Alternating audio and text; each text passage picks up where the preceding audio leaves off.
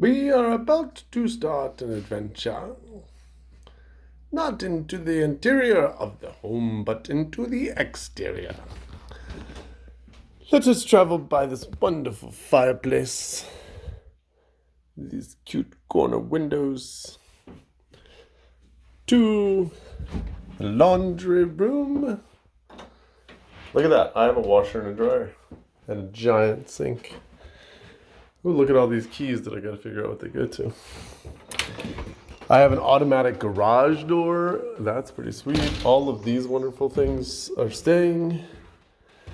There's my out front yard. There's a circle driveway that goes there, and then it circles all the way around there and goes out that side. We'll go there in a bit.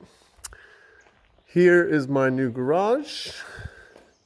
All of these things come with, including a couple lawnmowers, that thing for the fire.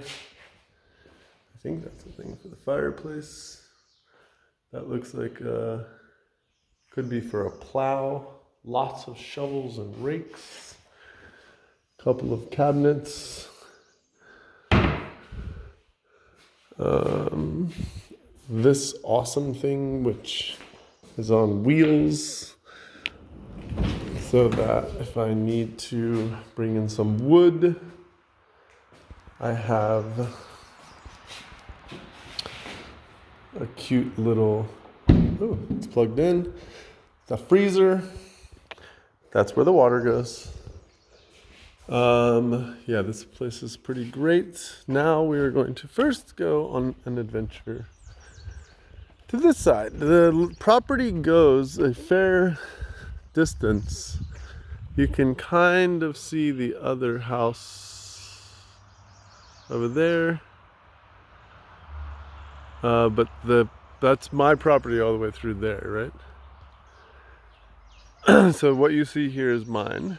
Probably I could build a little shed or a garage here. Maybe even something here. I do like the idea of putting tiny home or two, maybe 10 on the 14 acres, which go way back there. This is gonna have to do a little water capture system, I think, rainwater capture. And here's a drain that goes in. This, I'm actually hoping to use this drain runoff here and possibly make like a creek with a pump in it and some waterfalls so that the water comes back. You know, it's like a perpetual blah, blah, blah. This garage, I actually haven't seen inside of this because it was locked. But honestly, I would be open to maybe turning this into a livable space. Like if this is something that can be insulated and converted into something, like why not? I don't know. Maybe I'll need it for something else, but who knows? Aha, there are the orange thingies on this tree. So this gives a decent understanding of the property line. It does go at an angle. So here, there's the orange. So I don't know, I guess it goes kind of like up at an angle like that. And then down here, it does go at an angle there. Like the property doesn't go straight back. It goes like a dog legs off to, from here it would be to the right. But it is 14 acres. So that is a pretty good amount of land to do a lot of stuff with. And there's, you know, lots of like random railroad ties. I mean, we can definitely, that's good for a retaining wall probably. Lots of big rocks everywhere that can be moved. I do think that that could be a livable space. make a little Airbnb money. There are several of these nice things around, which I'll probably use up front to make a walkway or something. Who knows? There's a bunch more over here. So here's again some more wood. Too rotted maybe to fireplace inside, but you know, just a little fire pit outside would be good. And this is a little older, so this one is not convertible for sure. But what I'm thinking is if I need storage, I'll use this one for storage. And I can use that as a little Airbnb, guest house. Lots of these plants everywhere. Is that a rhododendron? I'm not sure. I think that's a rhododendron, but I'm not positive. Going back to the yard, this is a lot of like mossy clover. It's not really grass, which is totally fine with me because it means there's some deer poop. Hey, deer poop. So we definitely have deer.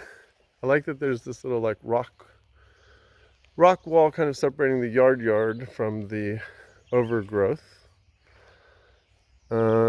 This area is where the septic tank is, so you can't really put a pool or anything here. But you know, this needs to remain more or less a yard to allow for the natural processing of the soil. Has to aerate and has to oxygenate and whatever fancy words you want to use for the septic tank being underground. Look at all that land back there, that's all mine.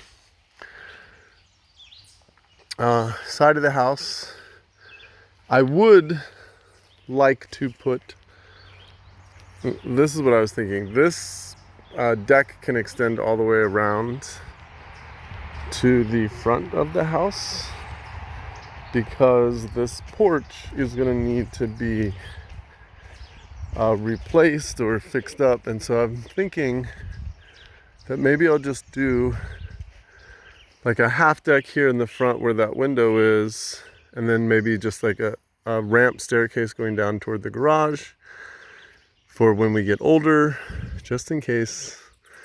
Here, this can be decking. Those are crocuses, maybe daylilies. They're purple though, I'm not sure what that is. And then the deck here, and possibly here, you could put a pool. An above ground pool. I don't think I'd put anything in the ground here. Up here in the front, before I forget, this property, this land here is all ours as well, mine. There's a cute little, that's the actual well, but that thing doesn't work. That's just sitting on top for looks. And then there's a little swing over there, but I think I'm gonna do like a wildflower garden. I'm going to try to get rid of some of this underbrush and make this entire area into just like a giant wildflower garden. But this is also a good amount of space. I mean, there's probably almost an acre of land here just in front of the house, maybe even 2 acres of land here on either side as well. Then continuing along, you know, I'm going to pause the video because it's hard to upload if it's too long. This is already 9 minutes. So pause and I'll be back.